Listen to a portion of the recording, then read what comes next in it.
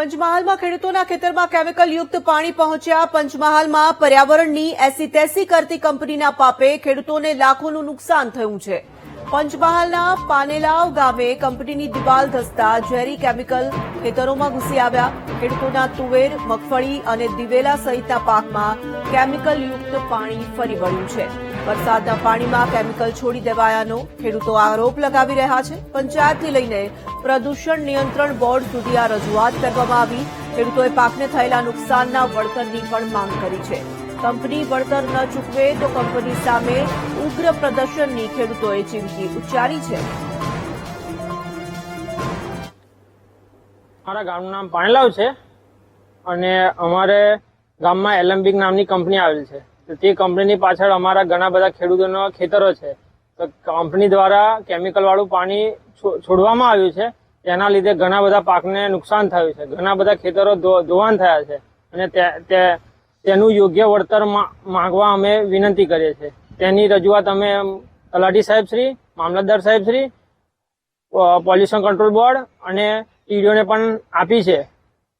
તો સરકારશ્રી દ્વારા અને કંપની દ્વારા અમને યોગ્ય વળતર આપવા વિનંતી। અને 1 વીઘા જેટલે અમારે 40,000 જેટલું નુકસાન થવા પામ્યું છે। તો તેના લીધે અમે ખેડૂત પાયમાલ થઈ ગયા છે। પાનેલાવ ગામની આગળ કંપની છે એલેમ્બિક, અને એલેમ્બિકની બાજુમાં મારું ખેતર આવેલું છે અને ખેતરની બાજુમાં કોટ છે મારા ખેતરની બાજુમાં। તો કોટની બાજુમાં મારું ખેતર છે તો પાક ધોવાણ થઈ ગયું છે। કોટ તૂટી ગયો છે। કોટ તૂટ્યા પછી મારા ખેતરમાં નુકસાન થયું છે। તુવેર હતી, દિવેલા હતા, કપાસ હતો, મગફળી હતી અને મકાઈ હતી। એટલું પાક ધોવાણ નુકસાન થયું છે। કમસે કમ 40,000 એક એકરે 40,000 નુકસાન ખરું એક એકરે।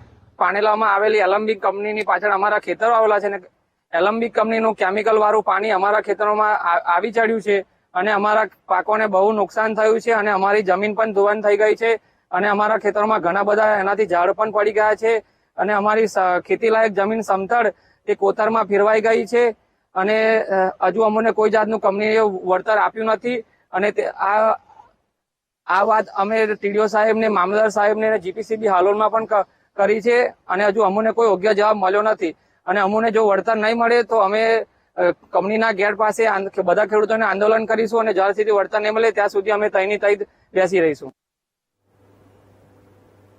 તો કંપનીના પાપે ખેડૂતોને રાતા પાણીએ રોવાનો વારો આવ્યો છે।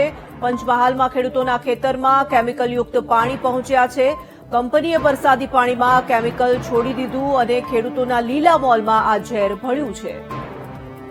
અરજદાર છે કાર્તિક પરમાર આપણી સાથે ફોન લાઈન પર જોડાઈ ચૂક્યા છે। કાર્તિકભાઈ, શું આખી આ સમસ્યા સામે આવી છે? કંપની દ્વારા કેમિકલ યુક્ત પાણી છોડવામાં આવ્યું, ક્યાં ક્યાં રજૂઆત કરવામાં આવી આપના તરફથી?